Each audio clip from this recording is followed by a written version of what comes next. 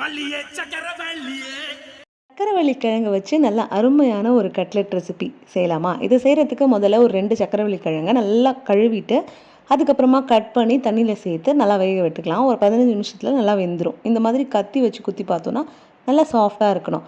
இல்லைனா நீங்கள் இட்லி பாத்திரத்துலையும் வேக வச்சுக்கலாம். இப்போ வெந்த இந்த சக்கரவள்ளி கிழங்குல தோலெல்லாம் ரிமூவ் பண்ணிவிட்டு ஒரு பாத்திரத்தில் சேர்த்து நல்லா மசிச்சுக்கலாம். இது கூடவே ஒரு பெரிய சைஸ் வெங்காயத்தை சின்ன சின்னதாக சாப் பண்ணி சேர்த்துட்டு கூடவே பொடியாக நறுக்கின கொத்தமல்லி இலைகள், கொஞ்சமாக மஞ்சள் தூள், 1 டீஸ்பூன் அளவு தனி மிளகாய் தூள், 1 டீஸ்பூன் சீரகத்தூள், 1 டீஸ்பூன் சோம்புத்தூளும் சேர்த்துட்டு இது கூடவே 1 டீஸ்பூன் தூள் உப்பும் சேர்த்துட்டு கார்ன்ஃப்ளவர் மாவு ஒரு 2லேருந்து 3 டீஸ்பூன் சேர்த்துட்டு கூடவே 1 டீஸ்பூன் இஞ்சி பூண்டு விழுது. கார்ன்ஃப்ளவர் மாவு வந்து நீங்கள் இன்னும் கூட சேர்த்துக்கலாம். உங்களுக்கு ரொம்ப தண்ணியாக இருக்கிற மாதிரி இருந்துச்சுன்னா எக்ஸ்ட்ராவாக சேர்த்து பிசைஞ்சுக்கோங்க.